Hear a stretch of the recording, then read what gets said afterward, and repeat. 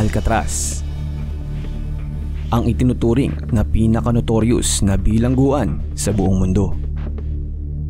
Isang isla sa tabi ng San Francisco na ginawang kulungan para sa mga pinakahalang na kriminal.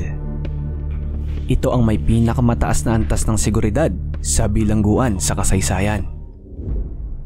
Kung halang ang mga preso, ay mas halang ang mga gwardiya dito. Itinuturing nga itong parang isang impyerno ng mga kriminal na naipasok dito. Ang Alcatraz ay napapalibutan ng karagatan na may halos 2 milyang layo mula sa kapatagan ng San Francisco.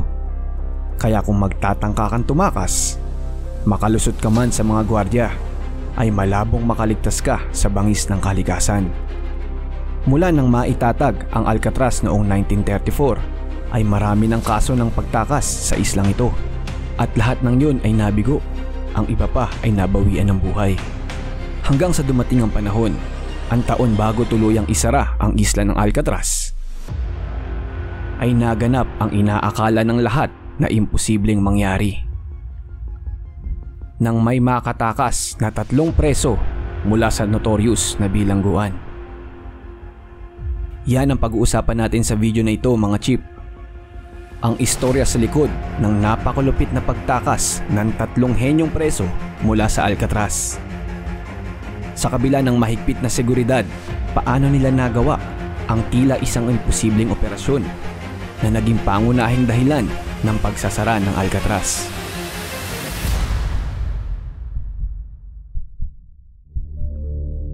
Sa sobrang tindi nga naisa pelikula pa ang pagtakas na yun. Yan ang aalamin natin sa video na ito, mga chip. Kung gusto mo ng mga ganitong content, huwag mo kalimutang mag-subscribe para updated ka sa mga ilalabas nating mga video.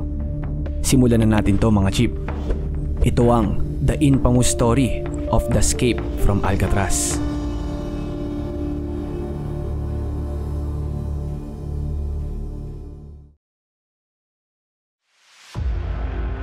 Mahigpit at balot ng mga gwardya, mataas sa mga pader, maliliit at napakainit na mga selda, at higit sa lahat, nasa gitna ito ng karagatan. Kaya pinaniniwalaan na imposible ang pagtakas sa Alcatraz. Dito nakulong ang ilan sa pinakamapanganib na kriminal sa buong mundo, kagaya nila Al Capone o kilala sa bansag na Scarface, isang kingpin, gang leader sa Amerika.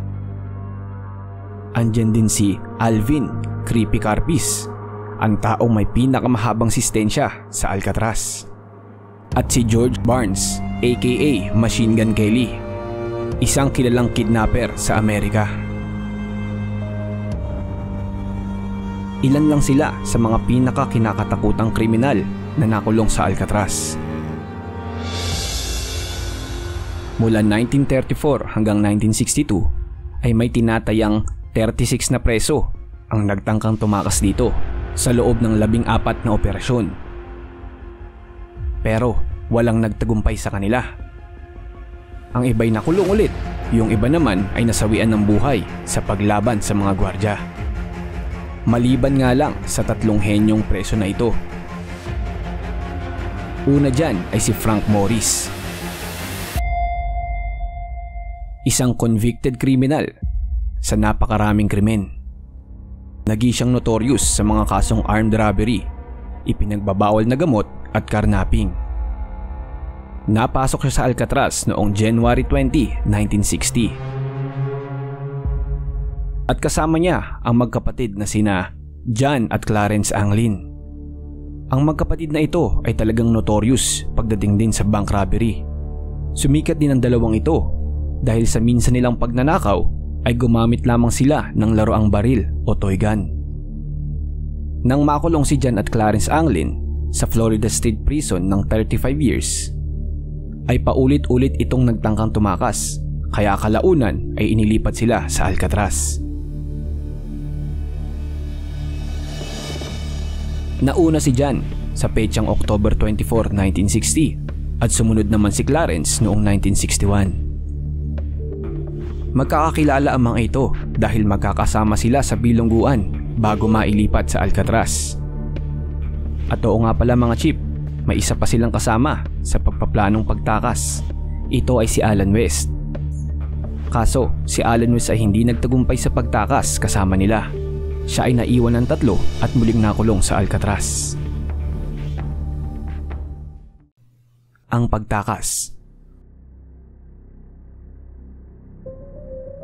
Umaga ng June 12, 1962. Normal na routine ng mga gwardya ang rumonda sa mga maliliit na selda para i-check ang lahat ng mga preso sa Alcatraz.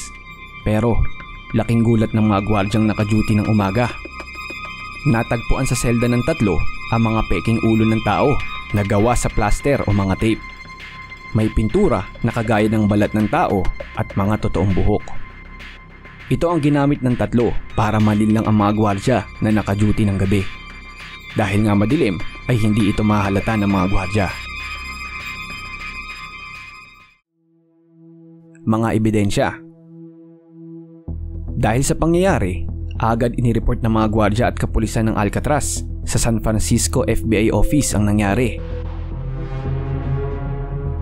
Makalipas ang ilang araw ay nakakita ng mga ebidensya ang FBI. May mga sulat silang nakita na nababalot sa goma na may kinalaman sa tatlo. May mga nakita din silang pira-pirasong mga kahoy, mga ginawang salbabida na inanod sa tabing dagat ng Cronkite Beach.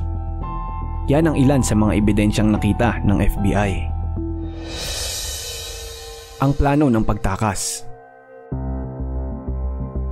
Sa paglipas ng mga araw, ang FBI, mga Coast Guard, ang mga otoridad ng Bureau of Prison at iba pa ay nagsimulang makahanap ng higit pang ebidensya sa ginawang pagtakas sa Alcatraz. Tinulungan ng FBI ng bilanggo na si Alan West na kung maaalala nyo mga chip ay siya ang ika-4 na miyembro ng grupo, kaso siya ay naiwan sa naturang pagtakas. Ang grupo ay nagsimulang magplano noong December 1961 nang ang isa sa kanila ay nakatagpo ng ilang lumang talim ng lagari. 6 na buwan pinlano ng pangkat ang pagtakas nila sa Alcatraz. Ayon nga kay Alan West, nakakuha ng ideya ang grupo sa isang magazine na binabasa nila sa kanilang selda. Doon nga ay gumamit sila ng crude tool sa paghahanda. At gamit ang isang sirang vacuum cleaner ay gumawa sila ng isang homemade drill o barena.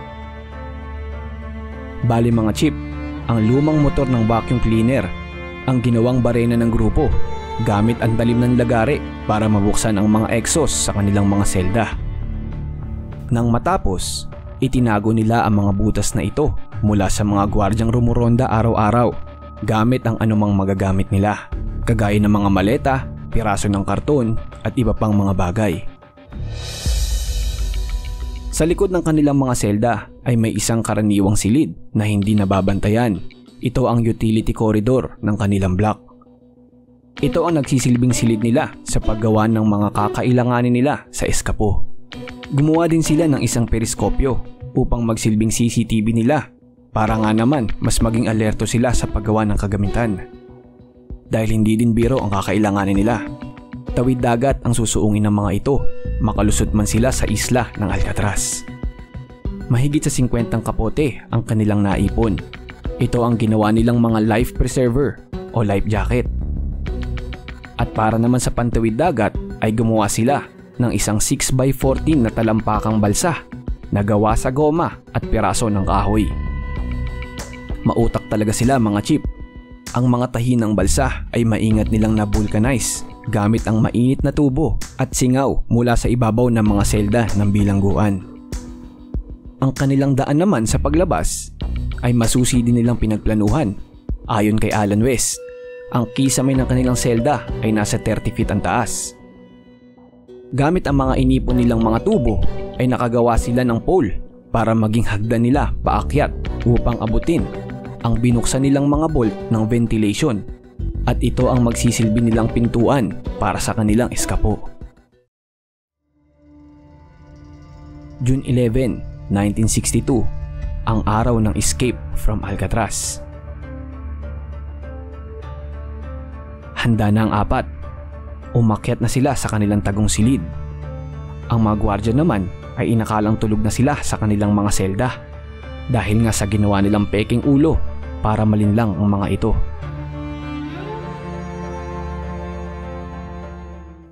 Nang matapos ang pagronda ay mabilis na silang umakyat patungo sa ventilation papunta sa bubong ng kulungan. Sa kasamaang palad para kay Alan West ay hindi niya nabuksan ang ventilation grill kaya siya ay naiwan ng tatlo. At doon nga, dala-dala ang kanilang mga equipments, sagwan at balsa, ay dumiretso na ang tatlo patungo sa bubong ng selda. Pagkatapos ay bumaba sila sa labasan ng usok ng bakery sa likod ng kulungan. Umakyat sila sa bakod at maingat na tumungo sa hilagang silangang bahagi ng isla at doon nilatag na nila ang kanilang balsa. Ang misteryo ng escape from Alcatraz. Ang sumunod na nangyari ay nananatiling misteryo hanggang ngayon. Napakaraming tao ang nagsaliksik upang patunayan lamang na ang mga lalaki ay maaaring nakaligtas. Ngunit ang tanong ay nananatili, nakaligtas nga ba sila? Maraming konklusyon ang nailabas ng FBI at ito ang ilan sa mga yun. Pagtawid sa bay. Oo, ang grupo ay nakagawa nga ng balsa na makapaghahatid sa kanila mula sa Alcatraz hanggang Angel Island. Ngunit sa malalakas na agos at napakalamig na tubig ng bay, may posibilidad na hindi sila nakatawid doon. Bakas ng paglapag nila sa lupa. Ang plano, ayon kay Alan West, ay magnakaw ng mga damit at kotse pagkarating nila sa lupa.